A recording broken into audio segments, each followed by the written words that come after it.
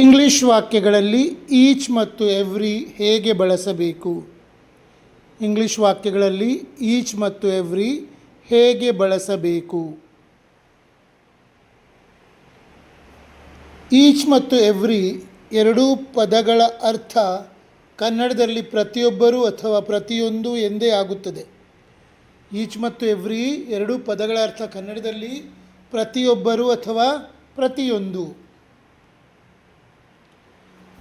Each ಮತ್ತು every ಇವೆರಡನ್ನೂ ಕೇವಲ ಎಣಿಸಬಹುದಾದ ಏಕವಚನ ನಾಮಪದಗಳ ಜೊತೆಗೆ ಮಾತ್ರ ಬಳಸಲಾಗುತ್ತದೆ.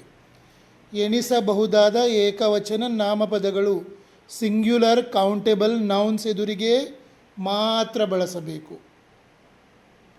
1, 2, 3, 4 ಹೀಗೆ ಎಣಿಸಲಿಕ್ಕೆ ಬರುವಂತಹ ಏಕವಚನ ನಾಮಪದಗಳು ಹೆಸರುಗಳ ಎದುರಿಗೆ ಮಾತ್ರ ಈಚ್ ಮತ್ತು ಎವ್ರಿ ಬಳಸಬೇಕು. ಹಾಗಾದರೆ ಈಚ್ ಎಲ್ಲಿ ಬಳಸಬೇಕು, ಎವ್ರಿ ಎಲ್ಲಿ ಬಳಸಬೇಕು ನೋಡೋಣ. ಈಚ್ ಅಂದರೆ ಪ್ರತ್ಯೇಕವಾಗಿ, ಪ್ರತಿಯೊಬ್ಬರು, ಪ್ರತಿಯೊಂದು.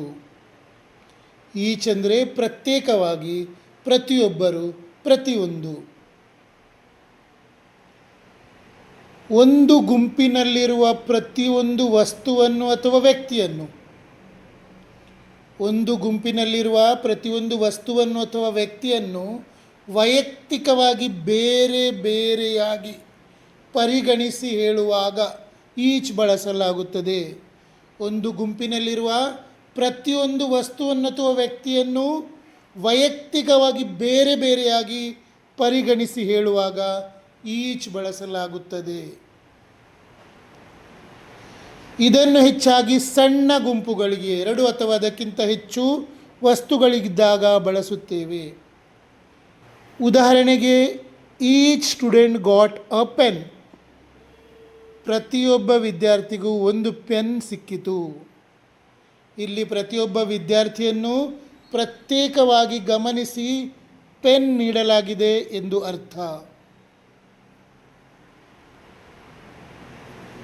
He had a bag in each hand. ಅವನ ಪ್ರತಿ ಕೈಯಲ್ಲೂ ಒಂದು ಬ್ಯಾಗ್ ಇತ್ತು. ಮಾನವರಿಗೆ 2 ಕೈಗಳು ಮಾತ್ರ ಇರುವುದರಿಂದ ಇಲ್ಲಿ ಈಚ್ ಬಳಸಬೇಕು. ಅಂದರೆ 2 ಕೈಗಳು, 2 ಕಾಲುಗಳು, 2 ಕಣ್ಣುಗಳು, 2 ಕಿವಿಗಳು ಹೀಗಿರುವ ಅಲ್ಲಿ ನಾವೇನು ಮಾಡ್ತೇವೆ, ಈಚ್ ಅಂದರೆ 2ರಲ್ಲಿ ಪ್ರತಿಯೊಂದಕ್ಕೂ, ಅದಕ್ಕೂ ಇದಕ್ಕೂ each. So he had a bag in each hand ಅಂದರೆ ಆ ಕೈಯಲ್ಲೂ ಇತ್ತು, ಈ ಕೈಯಲ್ಲೂ ಇತ್ತು, 2 ಕೈಗಳಲ್ಲಿ ಇತ್ತು. Each room has an air conditioner. ಪ್ರತಿಯೊಂದು ಕೋಣೆಯಲ್ಲೂ ಒಂದು ಹವಾ ನಿಯಂತ್ರಕ ಇದೆ. ಎಲ್ಲ ಕೋಣೆಗಳಲ್ಲಿ ಒಂದೊಂದು AC ಇದೆ. ಈಗ ಎವ್ರಿಯನ್ನು ಹೇಗೆ ಬಳಸಬೇಕು? ಎವ್ರಿ ಅಂದರೆ ಒಟ್ಟಾರೆಯಾಗಿ, ಪ್ರತಿಯೊಬ್ಬರು, ಪ್ರತಿಯೊಂದು. ಎವ್ರಿ ಅಂದರೆ ಒಟ್ಟಾರೆಯಾಗಿ, ಪ್ರತಿಯೊಬ್ಬರು, ಪ್ರತಿಯೊಂದು. ಒಂದು ಗುಂಪಿನಲ್ಲಿರುವ ಎಲ್ಲರನ್ನೂ ಒಟ್ಟಿಗೆ ಸೇರಿಸಿ ಇಡೀ ಗುಂಪನ್ನು ಉದ್ದೇಶಿಸಿ ಹೇಳುವಾಗ ಎವ್ರಿ ಬಳಸಲಾಗುತ್ತದೆ. As a whole group, as a whole group, ಒಂದು ಗುಂಪಿನಲ್ಲಿರುವ ಎಲ್ಲರನ್ನೂ ಒಟ್ಟಿಗೆ ಸೇರಿಸಿ ಇಡೀ ಗುಂಪನ್ನು ಉದ್ದೇಶಿಸಿ ಹೇಳುವಾಗ ಎವ್ರಿ ಬಳಸಲಾಗುತ್ತದೆ. ಇದನ್ನು ಹೆಚ್ಚಾಗಿ ದೊಡ್ಡ ಗುಂಪುಗಳಿಗೆ, 3 ಅಥವಾ ಅದಕ್ಕಿಂತ ಹೆಚ್ಚು ವಸ್ತುಗಳಿದ್ದಾಗ ಮತ್ತು ಜನರಲ್ ಆಗಿ ಹೇಳುವಾಗ ಬಳಸುತ್ತೇವೆ. ಎವ್ರಿಯನ್ನು 3 ಅಥವಾ ಅದಕ್ಕಿಂತ ಹೆಚ್ಚು ವಸ್ತುಗಳಿದ್ದಾಗ ಅಂದರೆ ದೊಡ್ಡ ಗುಂಪುಗಳಿಗೆ ಜನರಲ್ ಆಗಿ ಹೇಳುವಾಗ ಬಳಸುತ್ತೇವೆ. ಉದಾಹರಣೆಗೆ, ಎವ್ರಿ ಸ್ಟೂಡೆಂಟ್ ಮಸ್ಟ್ ವೇರ್ ಅ ಯೂನಿಫಾರಮ್. ಪ್ರತಿಯೊಬ್ಬ ವಿದ್ಯಾರ್ಥಿಯು ಯೂನಿಫಾರಮ್ ಧರಿಸಬೇಕು. ಇಲ್ಲಿ ಅ ಯೂನಿಫಾರಮ್ ಇದೆ, ಕಾರಣ ಇದು ಯು ಉಚ್ಚಾರ ಯುನಿಂದಲೇ ಆಗಿದೆ. ಆ ಕಾರಣ ಇದು ಅ ಯೂನಿಫಾರಮ್, ಆ್ಯನ್ ಬರುವುದಿಲ್ಲ ಇಲ್ಲಿ. ಇಡೀ ಶಾಲೆಯ ಎಲ್ಲ ವಿದ್ಯಾರ್ಥಿಗಳನ್ನು ಒಟ್ಟಾಗಿ ನಿಯಮಕ್ಕೆ ಒಳಪಡಿಸಲಾಗಿದೆ. ಅಂದರೆ ಎಲ್ಲರೂ ಸಹ ಯೂನಿಫಾರ್ಮ್ ಧರಿಸಲೇಬೇಕು, ಪ್ರತಿಯೊಬ್ಬ ವಿದ್ಯಾರ್ಥಿ. I go for a walk every day. ನಾನು ಪ್ರತಿದಿನ ವಾಕಿಂಗ್ ಹೋಗುತ್ತೇನೆ. ಇಲ್ಲಿ ದಿನಗಳನ್ನು ಪ್ರತ್ಯೇಕಿಸದೆ ಸತತವಾಗಿ ಎಲ್ಲ ದಿನಗಳನ್ನು ಒಟ್ಟಾಗಿ ಹೇಳಲಾಗಿದೆ. Every day. Every seat in the theatre was full. ಥಿಯೇಟರ್ನಲ್ಲಿದ್ದ ಪ್ರತಿ ಸೀಟು ಭರ್ತಿಯಾಗಿತ್ತು. ಎಲ್ಲ ಸೀಟುಗಳು ಫುಲ್, ಹೌಸ್ಫುಲ್. ಕೆಲವು ಪ್ರಮುಖ ವ್ಯತ್ಯಾಸಗಳು: ಕೇವಲ 2 ವಸ್ತುಗಳಿದ್ದರೆ ಕಡ್ಡಾಯವಾಗಿ ಈಚ್ ಬಳಸಬೇಕು. 2 ವಸ್ತುಗಳಿದ್ದು 2ರಲ್ಲೂ ಅಂತ ಹೇಳುವಾಗ ಈಚ್ ಬಳಸಬೇಕು. ಈಚ್ ಐ, ಈಚ್ ಹ್ಯಾಂಡ್ ಇತ್ಯಾದಿ.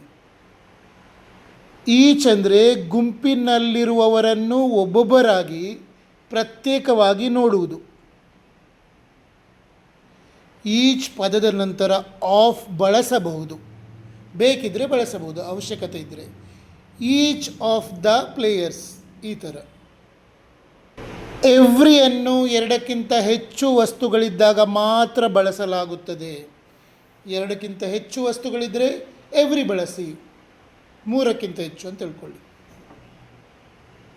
ಎವ್ರಿ ಗುಂಪಿನಲ್ಲಿರುವ ಎಲ್ಲರನ್ನೂ ಒಟ್ಟಿಗೆ ಸೇರಿಸಿ ನೋಡುವುದು. Group focus. ಎವ್ರಿ ಅಂದರೆ ಗುಂಪಿನಲ್ಲಿರುವ ಎಲ್ಲರನ್ನೂ ಒಟ್ಟಿಗೆ ಸೇರಿಸಿ ನೋಡುವುದು. ನಿಮಗೆ ನನ್ನ ರಿಸರ್ಚ್ ಮತ್ತು ಟೀಚಿಂಗ್ ಇಷ್ಟವಾದಲ್ಲಿ ನನ್ನ ಪೇಜ್ ಫಾಲೋ ಮಾಡಿ ಮತ್ತು ಶೇರ್ ಮಾಡಿ. ಯಾರಿಗಾದರೂ ಇಂಗ್ಲೀಷ್ ಕಲೀಲಿಕ್ಕಿದ್ರೆ ನಾನು 3 ತಿಂಗಳೊಳಗೆ ಕಲಿಸ್ತೇನೆ. ನಾನು ನಿಮ್ಮ ವಾಟ್ಸಪ್ ನಂಬರಿಗೆ ದಿನ ಒಂದು 15 ನಿಮಿಷದ ವಿಡಿಯೋ ಕಳಿಸ್ತೇನೆ. ಆ ವಿಡಿಯೋಗಳನ್ನು ನಾನು ನನ್ನ 32 ವರ್ಷಗಳ ಅನುಭವದಿಂದ ತಯಾರಿಸಿದ್ದೇನೆ. ಏನು ಬರದವರು ಸಹ, ABCD ಕಲಿಯೋರು ಸಹ ಆ ವಿಡಿಯೋಗಳನ್ನು ನೋಡಿ ಕಲಿಬೋದು. ಅಲ್ಲಿ ನಿಮಗೆ ಮಾಡಲಿಕ್ಕೆ ಏನೂ ಇಲ್ಲ, ಪೆನ್ ಪುಸ್ತಕ ತಗೊಂಡು ಬರೀಲಿಕ್ಕಿಲ್ಲ. ನಾನು ಏನು ಹೇಳ್ತೇನೋ ಅದನ್ನು 2 ಸಲ ಹೇಳ್ತೇನೆ, ನೀವು ಅದನ್ನು ನನ್ನ ಜೊತೆ ರಿಪೀಟ್ ಮಾಡುವುದು. ಹೀಗೆ 10-15 ನಿಮಿಷದ ವಿಡಿಯೋ ಇರ್ತದೆ. ಆ ನಂತರ ಆ ವಿಡಿಯೋವನ್ನು ನೀವು 3-4 ಸಲ ಕೇಳಿ 6-8 ಸಲ 10 ಸಲ ರಿಪೀಟ್ ಮಾಡಬೇಕು. ಹೀಗೆ ನೀವು ದಿನ ಸತತವಾಗಿ 3 ತಿಂಗಳು ಮಾಡ್ತಾ ಬಂದರೆ ನಿಮಗೆ ಖಂಡಿತವಾಗಿ ಇಂಗ್ಲೀಷ್ ಮಾತಾಡಲಿಕ್ಕೆ ಬರ್ತದೆ. ಕಾರಣ ಆ ಕೋರ್ಸ್ನಲ್ಲಿ ನಾನು ಎಲ್ಲವನ್ನು ಇನ್ಕ್ಲೂಡ್ ಮಾಡಿದ್ದೇನೆ.